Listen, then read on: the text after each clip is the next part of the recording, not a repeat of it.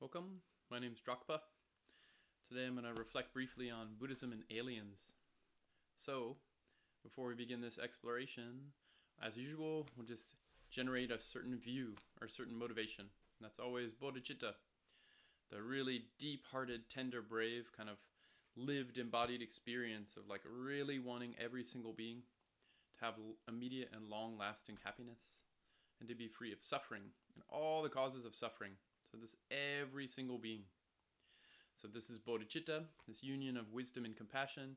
We'll do that first by connecting to Guru Padmasambhava, who's a perfectly enlightened Buddha and who's like a perfect embodiment of Bodhichitta. So connecting to Guru Rinpoche, his wisdom blessings, and activating that own view or kind of world viewing, that motivation in our own lived experience right now. We'll do the 7-line prayer of Guru Rinpoche one time, and then these 4 boundless prayers for infinite love, infinite compassion, infinite sympathetic joy, and infinite equanimity to include all beings with loving kindness, compassion, and wisdom.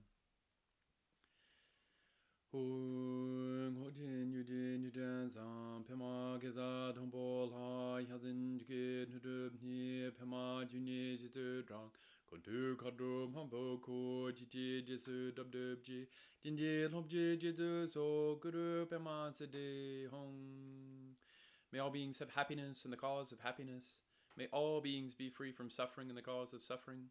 May all beings never be separated from supreme happiness, which is without suffering. May all beings remain in boundless equanimity, free from both attachment to close ones and rejection of others.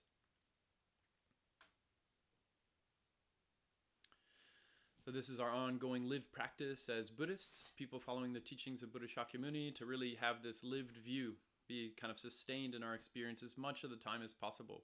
Caring for ourselves, caring for our others, caring for our world. So that's like the actual bedrock kind of essential practice in Buddhism. That's the bedrock practice in Theravada Buddhism, Sutra Mahayana Buddhism, Tantra Mahayana Buddhism, Dzogchen, all agree. So we're kind of bringing that as a lived experience. This blends both study and practice, theory and application, really bringing these together. So this is called Bodhichitta. So here the topic of inquiry is Buddhism and aliens. So kind of a interesting topic to explore. And like the first thing for my own reflection of it is like, what's my initial reaction? Someone's going to talk about Buddhism and aliens. What's my reaction? What's your reaction? Is it easy for you to just casually kind of dismiss? Like, what are aliens? Come on. Or are you intrigued? Oh, aliens, finally someone's talking about this in Buddhist circles. Like kind of where in the pendulum swinging is your mind? Or is this, who's this guy? Or what's Vajrayana Buddhism? But specifically around aliens. Anomalous experience. Things that kind of don't really fall into any specific box. That's kind of like overflow experiences. Or even beings. Multidimensional beings. Different kinds of beings. Different realms of beings. Different ways of being. What's your initial response? That's just a good self-check. Buddhism, again and again, the Buddha taught us we need to check our own minds, check our own hearts. We have to be our own teacher. What's my initial reaction to such a topic? Buddhism and aliens. Because this really shows at least some of the ways we're holding back. That we're holding back with being available to reality happening. If we can casually dismiss something without first investigating it much, that shows a lot of different kind of grasping or filtering systems that we're kind of holding on to. We're not yet comfortable to explore or consider certain avenues of possibility. So, check. Check for yourself. Where am I grasping? Where am I holding back?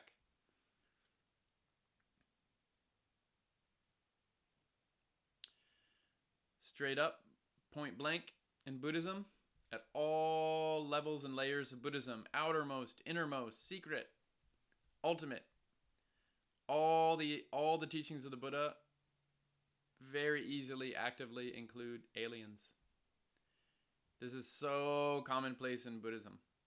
I asked my teacher, Venerable Khenpo Sewan Donyo Rinpoche, about Tibetans, and do Tibetans believe in aliens? And he just, so easy, of course. Yes, Tibetans believe in aliens. Why? Why so easy? Because the Buddha taught this throughout his teachings in the sutras and tantras. There's so many kinds of beings. There's 6 realms of beings. Hell beings, hungry ghost beings, animals, humans, asuring warring gods, demigods, all kinds of gods, classes of gods. There's so many kinds of beings. There's so many kinds of realms of beings. There's so many kinds of world systems of beings. There's so many kinds of extraordinary or supra kind of cognitive abilities that humans have. This is all in Theravada, Sutra Mahayana, and Tantra Mahayana teachings of the Buddha. The Buddha didn't just teach a set of techniques. The Buddha, any technique always kind of has to be lived in bodies, in communication with others, in a world. It always comes with an ecology. That's why the Buddha in the 9 Jnana teachings, according to Nyingma school, always emphasized this again and again and again, and all these contemporary Nyingma masters do this. Always the view, meditation, conduct, and fruition come together as a single package. It's a single package deal. It's a whole ecology. It's never just a single technique taked out of extracted from an ecology and plugged in wherever you happen to be. So it always comes together. Your view or your world viewing, your motivation, like what's the worlding you're in, and then what is like sustaining that world is your meditation, like kind of all the patterned activity that happen in that worlding, and then conduct or behavior. How are you integrating this view, this way of being in a world, like with your actual, the full range of your activities, your body, your speech, and your mind, mental activities too. And then really like that brings a certain kind of result, a certain kind of fruition. So this was always kind of a ecology of practices for Buddhism. And again and again and again at all layers of the Buddha's teaching, the Buddha emphasized interdependence, dependent arising, pratitya samutpada. That was like the core insight of Buddhism, like more kind of simply put, cause, condition, effect. And what does this reveal if we look at it in terms of like philosophical position? This is refuting all kinds of metaphysical realism. There is no such thing as a thing. The great Jamgyong Mipham Rinpoche, who is kind of very contemporary of these times, he passed away in the early 1900s. In his commentary on Shantarakshita's Ornament of the Middle Way, he said, there's a definitive factor or quality, characteristic of all Buddhist approaches compared to non-Buddhist approaches. That Buddhist approaches, all of them, never posit an entity. No such thing as a thing. All the Buddhist teachings agree with this. What do we find? Interdependence. Dependent arising. Pratitya samutpada. Causes, conditions, and effects. If we look closely, with analysis, with inquiry, with kind of reflection, logic, kind of a really solid, thorough testing or experimentation, a real deep scientific view, we won't discover any such thing as a thing. Not an outer thing, not an inner thing, not an in-between thing, not a set pattern, not a set, not a set mind state, not a set mind. Everything keeps changing. Interdependence. So like these interactive processes or patterns or relationships, they're always interacting at all scales, micro, meso, macro, at all times, everywhere. And what we'll find if we look closely, things dissolve upon analysis. No such thing as a thing. This is core Buddhist teaching at the, like through and through Buddhism. And this came to like a very specific, refined philosophical position or scholarly position with middle way Madhyamaka teachings. Like the more kind of like outer layer of that is there's no such thing as everything is, one simple way to put it, everything is without inherent existence. There's no fixed anything. Any kind of thing we can try to say is the fundamental irreducible unit or way or kind of pattern of reality. That's a mistaken perception in Buddhism. There is no such thing as anything with inherent existence. And then more deeply in the middle way Madhyamaka teachings, it says going beyond all conceptual designation. No way in which we try to conceptually or propositionally understand or box something will that be a complete and internally consistent view. It'll be, so that's just to say everything is a partial working model. A box, a game, language, a play, a dream. Everything is just kind of a certain arrangement, and we take a certain conceptual way of framing it, which is largely arbitrary or based on consensus, based on some kind of normalization. But every way that we conceptually try to hold and frame something, it's always partial. It's leaving something out. It's distorting something. It has an inherent contradiction, or it's relying on something else outside of its system that it can't explain internally according to its own patterns, its own rules and logic. So in a practice way, this is talked about as emptiness, empty of inherent existence or beyond conceptual designation. And this is a direct experience that we can taste, we can have for ourselves. So why do I even bring this up?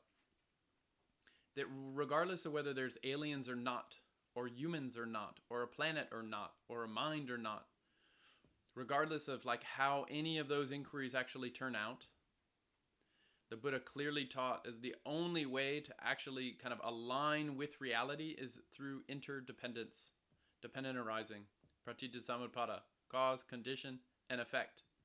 That is the liberative move.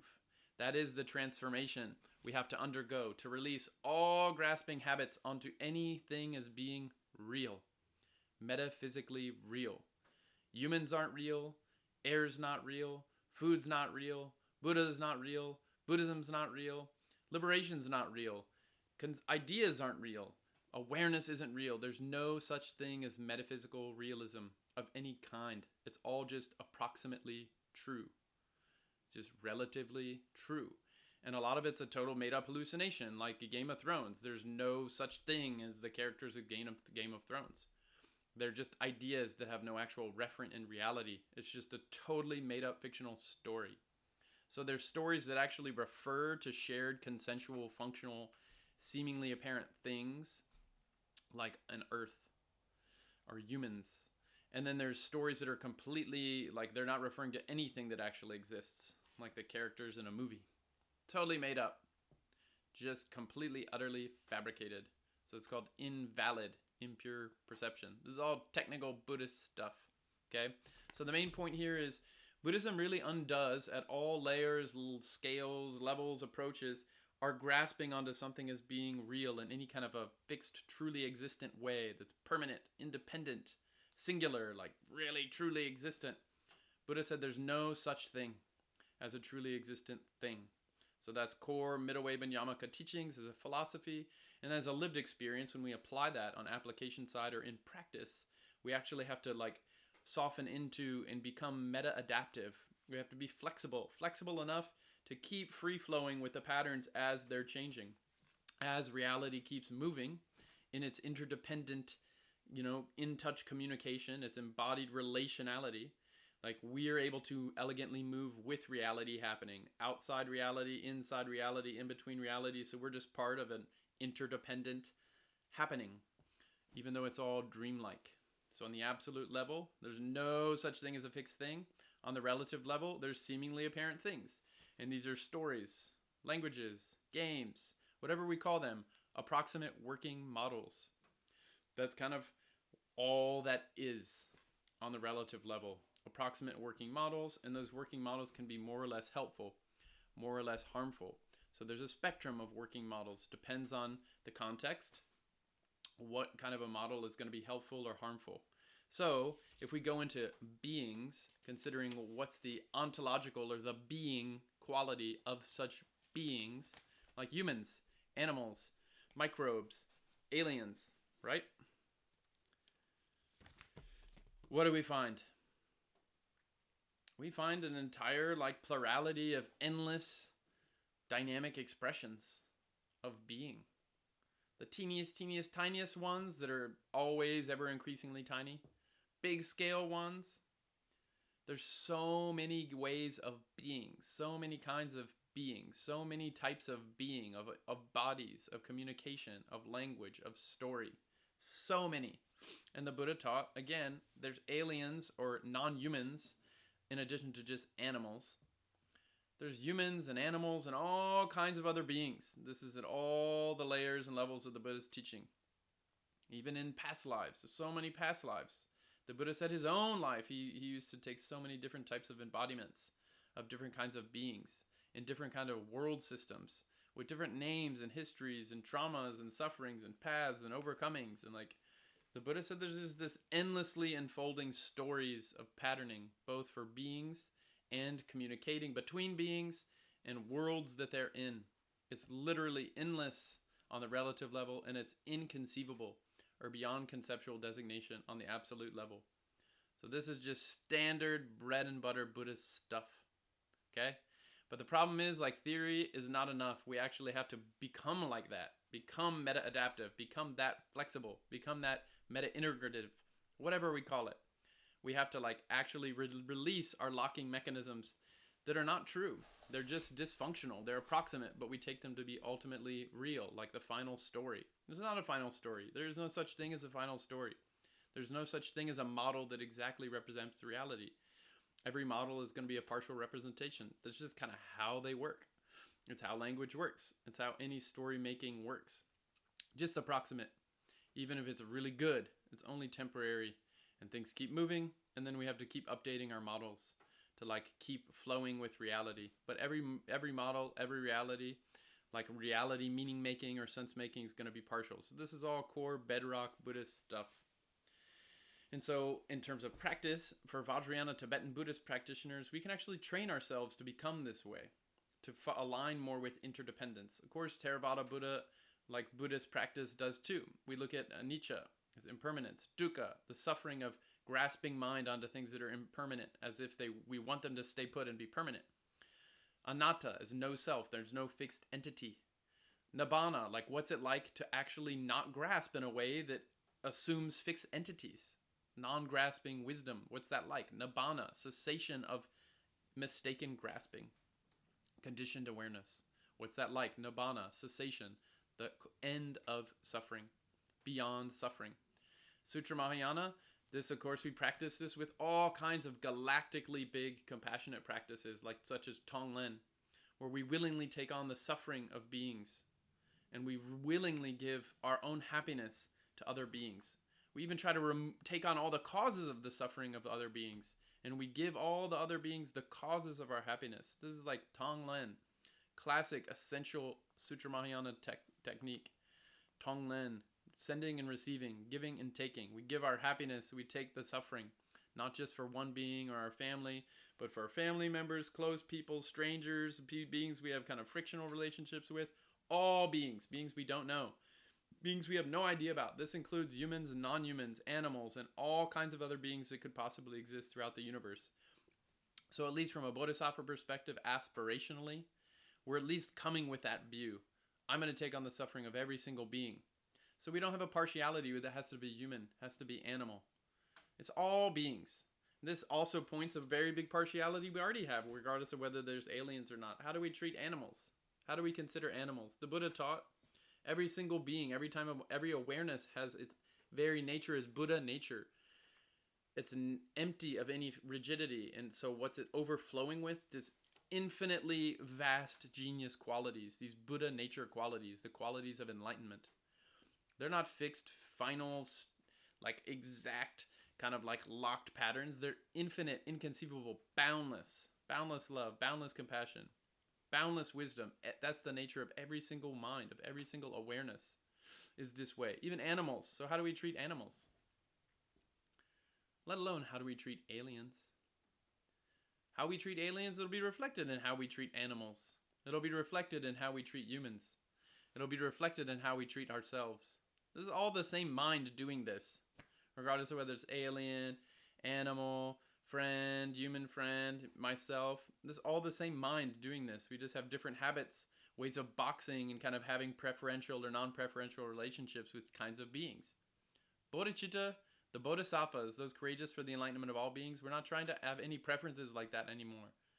We're trying to really viscerally experience every single being as if they're our own beloved child or our own so kind parent.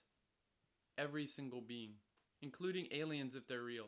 I've gone into this kind of topic in some other video, Are Deities Real? And I'll put that in like the link below.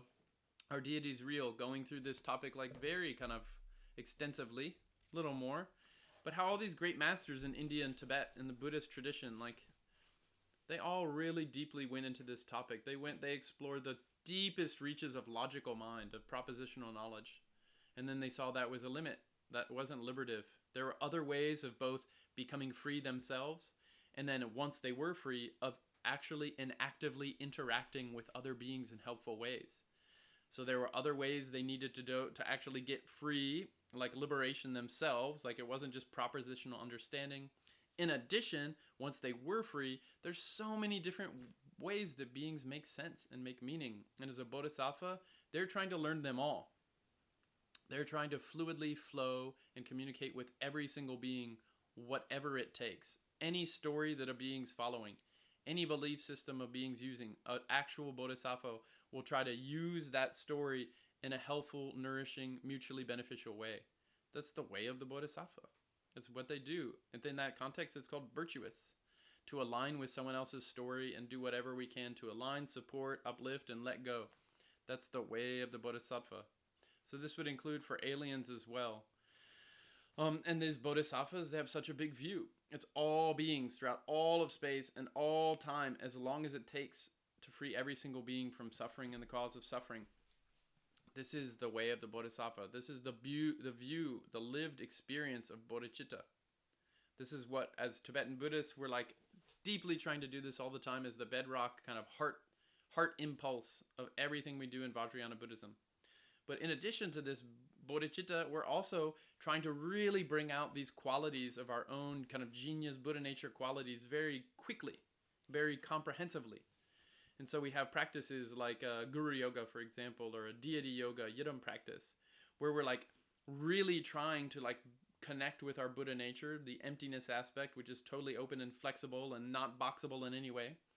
And then also the expressive, outreaching, responsive, communicative, compassionate embodying of that openness, which is compassion. So it's this union of wisdom and compassion. There's so many Vajrayana Tibetan Buddhist skillful means techniques to actually activate and train in and really kind of like get a really flexible kind of like agile use of all these different qualities we have that are natural qualities. So we'll intentionally do a practice where we visualize ourselves as a being, as a Buddha, and visualize another Buddha outside of ourselves, and visualize all these retinue or entourage of these different Buddhas around us, and visualize every single being as if they're a Buddha.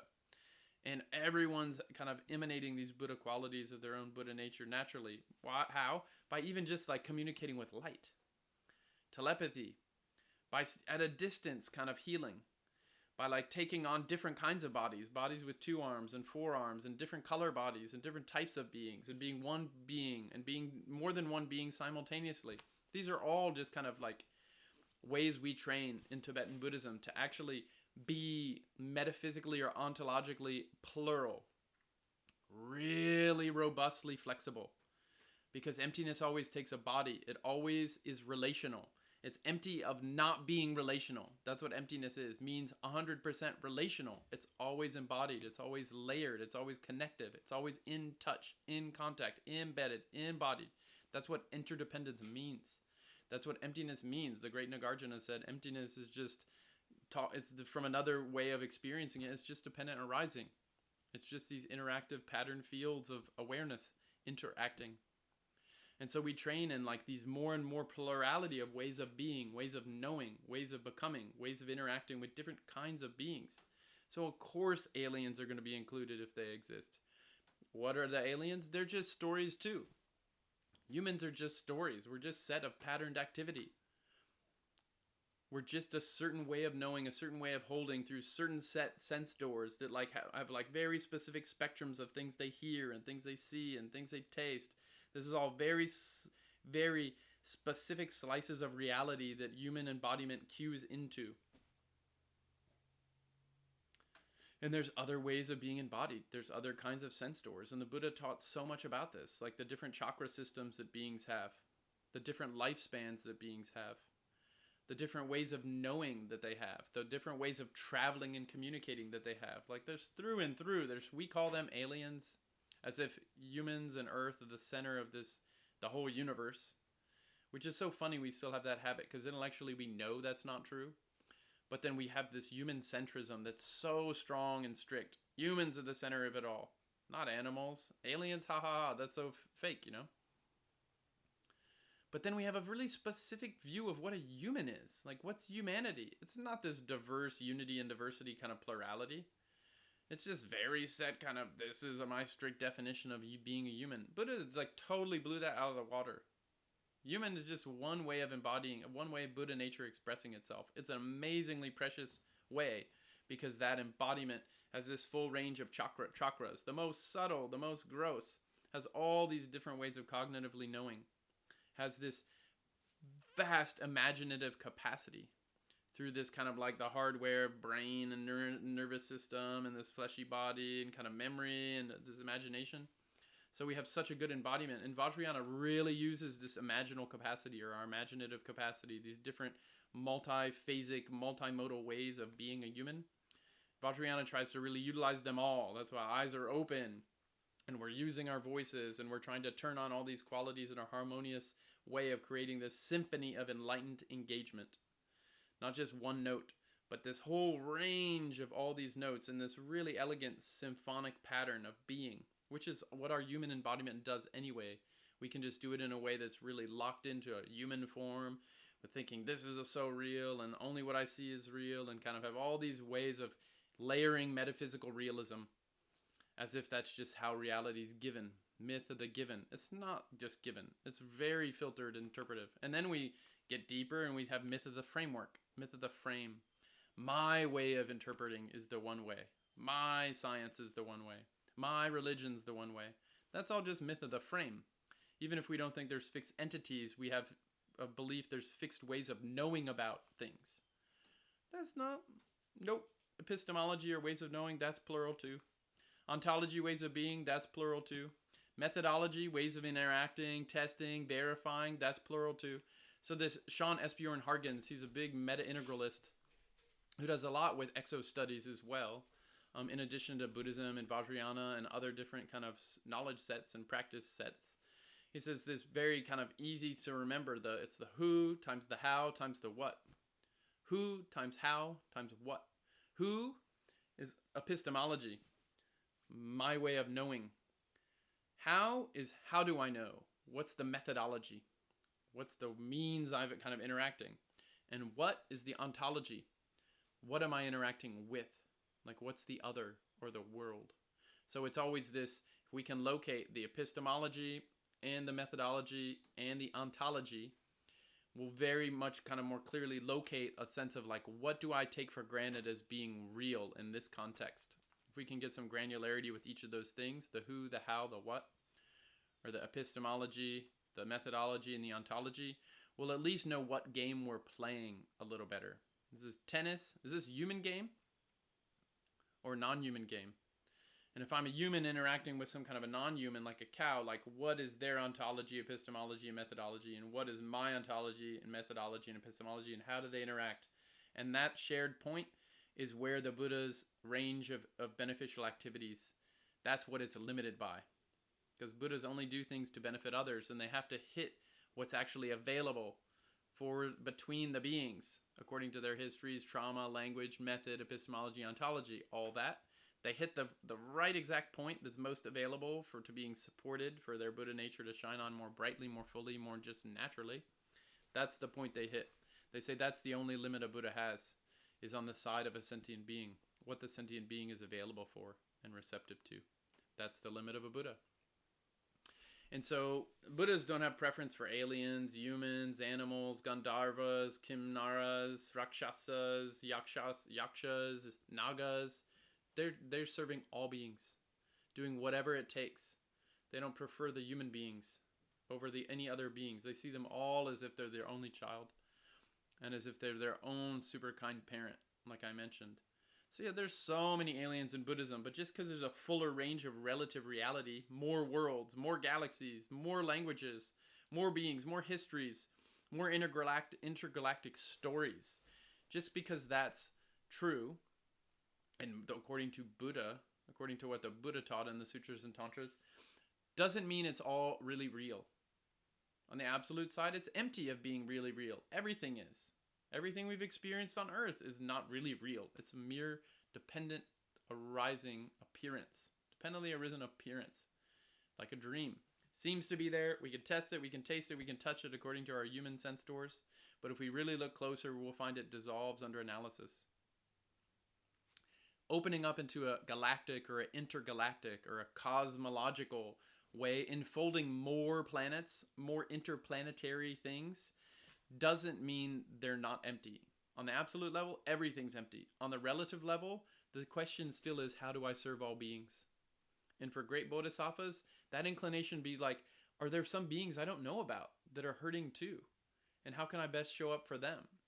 So we have to have this open-mindedness around what it is that actually is happening here. I have my story that I assume. Drogpa and Buddhism and Earth, and I'm in this Tibetan Buddhist kind of approach and meaning making set, and like that's all one package story set that for my awareness is more comfortable, and it's actually working. It has this liberative orientation, so I'm trying to use it for the enlightenment of self and others, both now and for as long as it takes forever. That's just a set way of being, knowing, and becoming that I have, that I hold, but it's just one set. And a bodhisattva needs to be available for any way of being, knowing, and becoming. All the different ways of having epistemology, ontology, and methodology, including the non-human ones that are way out of the range of what we're typically considering as being true or real. That's just called open-mindedness, or a healthy meta-integrative approach. It's also just called a very traditional Buddhist approach. This is like what a conservative Buddhist approach is, that also not just talking about techniques, but also embodied techniques. These ecologies of me with others and worlds. Like that's what Buddhism always was. This view, meditation, conduct, and fruition. It was never just an extracted technique, like I mentioned before. But if we're going with more traditional Buddhism, according to the sutras and tantras, which I strongly advocate for, because changing Buddhism as if we know better than the Buddha and all these great masters for centuries who actually have gotten enlightened using these kind of different systems and views and enacted practices. If we think we know better than them, we really need to pause and study a little more. Definitely practice a little more. Kind of so funny to study Buddhism for a year or something and like all of a sudden kind of think we're going to make it better, more in touch. Especially when Buddha already taught so far beyond like just this planet. Just this human kind of way of making sense. Of course, he taught that too. And like the Buddha said in the Theravada teachings, like what I've taught is like, he kind of surveyed a forest and he took some leaves from the ground and he says, what I've taught is like the leaves in my hand. And what I know is like all the leaves in the forest. What I taught is what's conducive for liberation. And so the Buddha, this is omniscient, knows all relative perspectives simultaneously without omission, or distortion, and at the same time recognizes their absolute emptiness nature of all of them. Nothing is really real. It's all like a dream. And that's what gives the Buddha the power and the flexibility to engage every dream, every story, every kind of embodiment with visceral compassion and wisdom to align exactly on the spot with where the stories overlap and create larger meta stories of patterned greater symphony, meaning, and sense-making. And so this intergalactic way of being, like to consider the possibility of aliens or more than human beings of any kind, this is asking us on a relational relative level to open our minds and open our hearts to other kinds of beings that are also suffering. They're also trapped in cycles of karmic existence and like kind of not knowing, ignorance, and then doing all these activities based on ignorance and creating this cyclical kind of like patterned experience that's like causes more and more suffering based on this mistaken perception of just not seeing the empty nature and its natural expressive compassionate qualities arising from that nature. So wisdom and compassion. So really, like, this all comes down to the question of, are aliens, do they exist? What's the Buddhist take on aliens? This all is a question of compassion. How many beings am I willing to care for? How flexible am I willing to get? Not to throw away logic, to use logic in addition to all these other non-propositional modes of beings, to be an actual multimodal being like my physical human body already is. And I can also develop beyond the typical like ways of being and knowing and becoming methods that are also often held locked into some kind of a metaphysical straitjacket of usually what's trending is like some materialist, rational, kind of like empirical only, quantifiable only scientific framework. This kind of scientism is like this, overall secularization is kind of flattening all these different kind of aspects of human embodiment and worlding currently. And we don't want that to happen to these meta-integrative perspectives and approaches and embodiments too.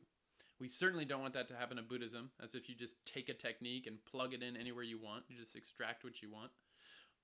Disembodied, dislocated, removed from any story or any interpretive framing or any culture or any society.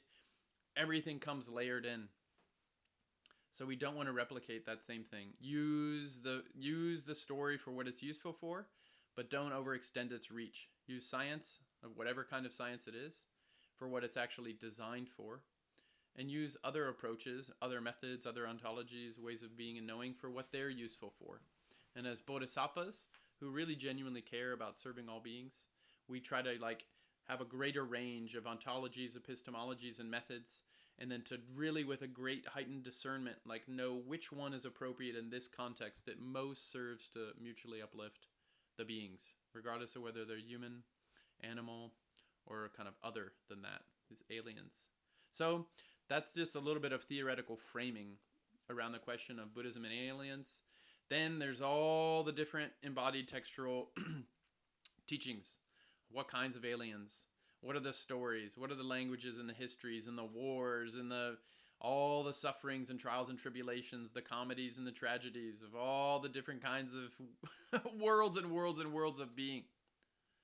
Main thing in Buddhism is we have to wake up now. Liberation. What does that mean?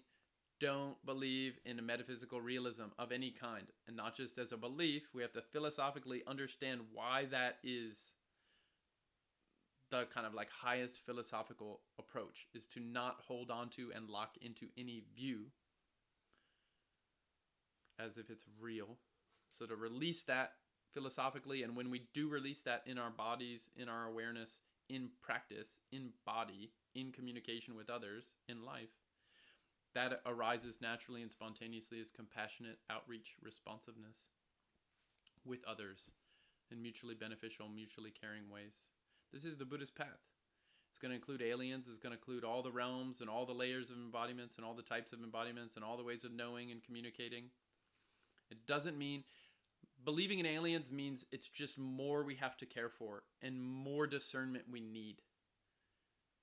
Right? So keep it simple. We first have to free our own awareness from locking itself up into these self-destructive, other destructive patterns. And from that unlocked or natural, that relaxed, natural way of being, then we have to develop this fuller, wider, much wider, inconceivably vast range of skillful means activities and embodiments of being able to successfully, helpfully communicate with other beings.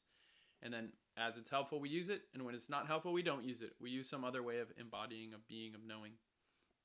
And this is actually what it comes down to describe or kind of express also the full range of our humanness, of our awareness, of what we really are. These Buddhas, we're actually enlightened beings that are kind of not understanding that. We're not seeing that clearly for ourselves. So we need to see that clearly and then become beautiful, loving mirrors that help other beings see how amazing they already are. So, thank you. I hope it's helpful. A little bit of framing, as we go into the much more vast depths of AI and potentially artificial general intelligence and hopefully not artificial super intelligence and other aliens and communication with other beings from other worlds. And this is some basic framing to kind of ground it out in some very traditional Buddhist kind of theory and practice. Cool. All love, friends. We'll do a just very brief few second silent meditation and then dedicate the merit for the enlightenment of all beings.